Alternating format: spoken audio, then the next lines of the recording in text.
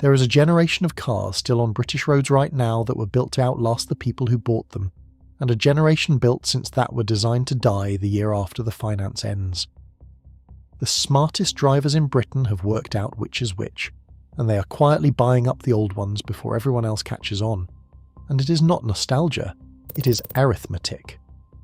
By the end of this video, you will know exactly which pre-2000 cars are worth owning, the single component that separates a car you can keep for 20 years from one that bankrupts you at 80,000 miles, and the test you can do in 90 seconds before you hand over a penny. Let me give you the number that started all of this. There are now 42.5 million vehicles on Britain's roads, the most there have ever been, and the average car among them is 9.7 years old, the oldest figure ever recorded by the Society of Motor Manufacturers and Traders. Nearly half of every car in this country, 45.7% of them, has been in service for more than a decade. We're told this is a cost of living story, that people simply cannot afford to replace their cars. That is half the truth. The other half is that a lot of people who can afford a new car have looked closely at what a new car actually is now, and decided they would rather keep what they have. The drivers buying pre-2000 cars on purpose have gone one step further. They did the maths on 20 years of ownership, and the old car won.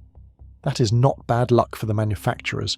That is the bill finally coming due on a business model. Here is the first thing you need to understand, because buying an older car in Britain is not the same calculation it would be in California or southern Spain. This country is uniquely hostile to the machinery underneath a modern car. Our roads are wet for most of the year and salted for the rest of the winter, and salt is the enemy of every metal component under a car. Our journeys are short. The average British commute is a stop-start crawl through town, and that single fact, short urban trips, is what quietly destroys the most expensive emissions equipment on a modern diesel before the owner has any idea it is happening. On top of that, we pay a premium for the privilege.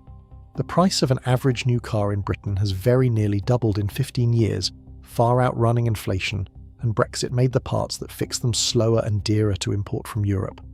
The service network outside the big cities is thin, with 6-week waits at independent specialists becoming normal, and the Consumer Rights Act 2015 sounds like it protects you, and on paper it does. But enforcement is your problem, your time, your solicitor, your stress. The law is a sword you have to pick up and swing yourself. Older, simpler cars sidestep almost every one of these traps. That is the whole argument, and now I'm going to prove it. I want to be transparent about how this was put together, because plenty of the car content you see online is built on showroom brochures and 90-day owner surveys that measure how the Bluetooth pairs, not whether the engine is still turning at 100,000 miles. This is based on 4 things. First, long-term reliability data from the What Car, Reliability Survey and Which, the surveys that track faults years into ownership rather than weeks. Second, real repair claims, the kind logged in their thousands by warranty firms like WarrantyWise, which see what actually fails and what it actually costs to put right. Third, the people who fix these cars after the warranty has expired, the independent mechanics and engine specialists who have no reason to flatter any manufacturer. And fourth, the cold registration and age data published by the SMMT and the DVLA. No manufacturer paid for a word of this, and a couple of them would happily have me removed from the internet entirely after it. That is usually how you know you're doing it right. To understand what went wrong, you have to understand what right looked like. Take a well-built car from the late 1980s or 1990s. Its engine was timed by a chain that lasted the life of the car, or by a simple rubber belt that sat in the open air, cost very little, and could be changed by any competent garage in an afternoon. Fuel was sprayed onto the back of the intake valves, which meant the petrol itself washed those valves clean every time the engine ran. There was no particulate filter to clog because the law did not yet demand one. There was no turbocharger spinning at the edge of its tolerance on a 1-litre engine because manufacturers had not yet been pushed to extract the power of 2 litres from 1. You could open the bonnet and see the components. You could fix many of them on your own driveway with a socket set in a weekend. That car is largely gone from the showroom. What replaced it is something else entirely, and it was replaced by 2 forces arriving at the same time. The first force was regulation. To meet ever tighter emissions limits, manufacturers bolted on complexity. Diesels got the diesel particulate filter, mandatory across the board from around 2009. Petrols moved to direct injection to squeeze out efficiency. Both were genuine engineering responses to a genuine problem, but every one of those systems is a new thing that can fail. The second force was money. To protect margins while adding all that complexity, the accountants went looking for things to cheapen elsewhere. So a timing chain became a rubber belt running inside the engine oil to save a few pounds and a fraction of a gram of CO2. A naturally aspirated engine became a tiny, highly stressed turbo motor. The recommended service interval was stretched to 18 or 20,000 miles to make the car look cheaper to run on paper, even though those small turbo engines are less tolerant of long oil changes than anything that came before. Add those two forces together, regulation pushing complexity up and accountancy pushing build quality down, and you get the modern car. More to go wrong, and less behind it when it does. Let me take you inside the 3 failures that cost British drivers the most, because once you see the mechanism, you cannot unsee it. Start with the one that has been on BBC Watchdog, the wet belt. Several manufacturers, most prominently Ford with its EcoBoost engines and the group behind Peugeot, Citroën and Vauxhall with the 1.2 PureTech, ran the timing belt inside the engine oil. In theory, it was quieter and more efficient. In practice, the belt degrades, and as it breaks down, it sheds tiny rubber crumbs into the oil. Those crumbs migrate to the oil pickup, the strainer that feeds clean oil to the entire engine, and they block it. The engine is then starved of oil and can seize completely. A preventative belt change runs from around £700 to £2,000 depending on the car, because the sump has to come off and be cleaned out. Leave it too late and you are not changing a belt, you are buying an engine, £3,000 to £5,000 and often more than the car is worth. Ford originally quoted these belts at 10 years or 150,000 miles. Specialists now say replace them far sooner. The group behind the PureTech engine has reduced its interval to 6 years or 62,000 miles, has publicly acknowledged the problem, and now offers compensation to affected UK owners. Ford has not issued a blanket recall in the UK and argues this is a maintenance matter rather than a defect, which is why many owners with full service histories have been left to pay the bill themselves. I'm not being dramatic about this. I am being accurate. The second mechanism is the diesel particulate filter, and this one is sharpened by exactly the British driving I described earlier. The filter needs to get hot to burn off the soot it traps, and it only gets hot enough on a sustained run. Drive nothing but short urban trips, the school run, the supermarket, and it never clears. It clogs. As it clogs, it creates back pressure, and that back pressure travels straight into the turbocharger and the fuel injectors, cooking the turbo's bearings and forcing extra fuel that washes down into the oil and thins it. A professional clean is £150 to £400 if you catch it early. A replacement filter is £1,000 to £3,500, and if it has already taken the turbo or injectors with it, you are looking at another £1,000 to £2,500 on top. On some popular engines, including a well-known British-built diesel family, turbo replacements alone have run to £4,000 to £6,000, and an estimated 500,000 owners are now part of a group action over particulate filter problems, claims the manufacturer is contesting. None of this existed on the pre-filtered diesels of the 1990s. The third is quieter, and it affects petrol cars. Direct injection sprays fuel straight into the cylinder, which means fuel no longer washes over the back of the intake valves, so carbon builds up there, hardening over the miles, choking airflow, causing misfires and rough running. In 2008, barely 2% of cars used this kind of injection. By 2015, it was nearly half of them. The fix is walnut blasting, where crushed shells are fired at the valves to clean them, and because the intake has to come off, it typically costs a few £100 and recurs every 30 to 50,000 miles. Port injection, the older system, never needed it. The fuel did the cleaning for free. There is a fourth cost, and it is the one the brochures sell hardest, because the modern car is not just an engine, it is a network of computers. The handbrake is now an electric motor and a control module. The dashboard is a touchscreen, and on many cars the heating, the demister, even the wing mirrors live behind that screen. Every one of those modules is a part that can fail, and when it does, the bill is not a cable and an hour of labour. It is a coded electronic unit and a specialist with a laptop. Worse, that laptop is increasingly the only way in. Where a 1990s car could be diagnosed by a competent mechanic with a multimeter and a trained ear, a modern one often cannot be touched without manufacturer-locked diagnostic software. which is exactly how a routine fault becomes a main dealer-only job at main dealer-only prices. The complexity was sold to you as luxury. A good deal of it is simply more surface area for things to break, and more reasons you cannot put them right yourself. The pre-2000 car has almost none of it, and that is not a missing feature. It is a missing liability. So before we get to the cars smart buyers are actually choosing, I want to ask you something directly, and I read every reply. Drop a comment right now and tell me the most expensive single repair you have paid on a car built in the last 15 years, and what the part was. My guess is a lot of you are going to name something with the word turbo, belt, injector or particulate filter in it. I am also going to guess a significant number of you will say it happened just after the warranty ended. That is not a coincidence. That is the warranty doing exactly the job it was scoped to do, which is to expire 1 mile before the bill arrives. And while you're there, name the make and model, because the patterns buried in those replies are usually more honest than any reliability survey a manufacturer ever helped to write. Now, the cars. And I'm going to be honest in a way that matters, because the smart buy is not simply any old car. It is a specific kind of car, mechanically simple, well supported by parts, and bought in genuinely good condition. Get that wrong, and an old car will bleed you. Get it right, and it is the cheapest motoring in Britain. Start with the one the experts agree on, the Mazda MX-5, the original from 1989 through the 1990s. It was built to take the joy of a classic British sports car and bolt it to Japanese reliability, and it worked.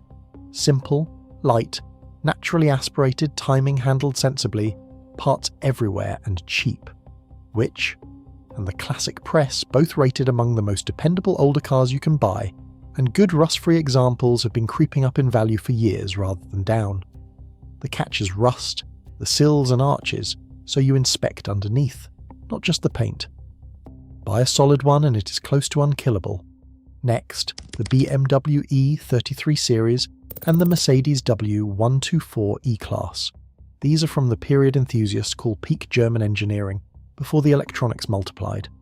The E30's drivetrain is robust and crucially accessible, so a capable owner can do a great deal of the maintenance themselves. The W124 was over-engineered to a degree no accountant would now permit, which is exactly why so many are still running on enormous mileages around the world. Both are appreciating assets at this point rather than depreciating liabilities. The honest caveat is that German parts carry a premium, and you must buy on condition and history, not on the badge. For everyday usability, look at a 1990s Volkswagen Golf, a Volvo 240 or 940, or almost any Toyota or Honda of the era. The reliability data has not changed in 30 years. Toyota, Honda and Mazda still sit at the top of every survey, what car and warranty-wise publish, and the cars they built in the 1990s were the simplest, sturdiest versions of that reputation. A 1990s Corolla or Civic, kept tidy, will start every morning and ask for almost nothing. They are not glamorous, that is the point. Glamour is what you pay for, and reliability is what you keep. And here is the signal that tells you the smart money has already moved. The cars I've just named are not getting cheaper. The E30, the W124, the original MX-5 and the cleaner Japanese coupes of that era have all been climbing in value while modern super minis shed half their worth in 3 years. The Ford Fiesta, despite the nameplate being discontinued, is still the single most common car on British roads, with around 1.4 million still in use, which tells you something about what people actually choose to keep. When a car stops depreciating and starts appreciating, the market is voting on quality with hard money, and right now it is voting for the cars built before the cheapening. At that point, you're not buying an old car, you're buying the last of the good ones slightly ahead of the crowd that is about to want them. Now I owe you the 2 warnings that the people selling you a romantic dream about old cars tend to skip, because being informed means hearing the whole picture. The first is safety. A car from the 1990s does not have the crumple structures, the airbags, the stability control or the anti-lock brakes of a modern car, and in a serious crash that gap is real. If you're putting a new driver or a young family into something, weigh that honestly. The second is the clean air zones, and this is where you have to be precise. A petrol car generally has to meet the Euro 4 standard, roughly meaning built from 2006 onward, to drive into London's ULEZ, or the clean air zones in Birmingham, Bristol, or the Scottish cities without paying. Most pre-2000 petrol cars do not meet it, Drive one into those zones and it is £12.50 a day, which is over £600 a year for a single weekly trip. Outside those specific zones, and most of Britain is outside them, there is no charge at all. And that brings us to the genuinely clever part, the loophole the smartest buyers are timing deliberately. Under the rolling 40-year rule, once a car passes 40 it can be registered with the DVLA in the historic vehicle tax class. From the 1st of April 2026 that covers everything built before the 1st of January 1986. A historic vehicle pays zero road tax, is exempt from the annual MOT, and critically is exempt from ULEZ and the clean air zones entirely. The savings are real, up to several £100 a year in tax, £50 in MOT, and the clean air charge wiped out completely. It is not automatic, you must apply at a post office with your V5C, but once done your reminders read zero. So the very sharpest play is a mechanically simple, well-kept car that is already over 40, or one bought a year or two before it crosses that line, so you own the appreciation as it happens. Here are the rules, write them down. Rule 1. Before you buy anything from the last 15 years, find out how the engine is timed, a chain, a normal dry belt, or a wet belt running in oil. If it is a wet belt, you either walk away or you budget £1,000+ for a preventative change immediately, no exceptions. Rule 2. Check the clean air status before you fall in love. Put the registration into the free transport for London checker, which covers the other zones too, and know your number before you commit, not after. Rule 3. For any older car, the build date is money. Check exactly when it was made, work out when it crosses the 40-year line, and apply for historic status the moment it qualifies. 3 checks: the timing system, the emission status, the build date. They cost you nothing, and they are the difference between a bargain and a money pit. Now let me run the real arithmetic. The number nobody puts on the window sticker. Option 1, the modern way. You finance a typical new car. Across its first decade, it loses well over half its value to depreciation, and somewhere after the warranty expires, it presents you with at least one of the bills we talked about, a wet belt or a particulate filter or a turbo, comfortably £1,000 to £4,000. Add the road tax every year, the higher insurance and the finance interest, and a conservative 10-year cost of ownership runs deep into 5 figures before you have driven a mile for pleasure. Option 2, the smart way. You buy a sorted, simple pre-2000 car in good condition.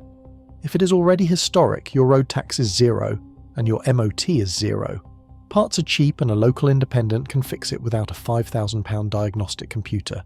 It is not depreciating, and the good ones are gently appreciating, so the car may be worth as much or more in 10 years than you paid. Your biggest annual outlay is sensible maintenance and specialist insurance, which for a low-mileage older car is often modest. The cheap-looking new car is, over a decade, the genuinely expensive one. The sticker price is a trap. The total cost of ownership is the only number that matters. So here is the bottom line. The cars built before roughly 2000 are not better because they are old. They are better because they were built in the narrow window before regulation and cost-cutting collided, when a car was still a machine you could understand, maintain and keep. What replaced them was built to survive the warranty, not the decade. None of this is a conspiracy theory. It is a business model, and once you can see the wet belt, the clogged filter and the carbon-choked valve for what they are, you stop being a customer it works on. You do not have to accept it. You have to be informed about it, buy on condition and history, run the 3 checks, and let everyone else keep funding their mechanics' holidays. The good cars are still out there, parked on quiet driveways, waiting for someone who did the maths. If this video saved you from a costly mistake, subscribe so you never miss the next one, and share it with anyone about to sign for a new car. That is all.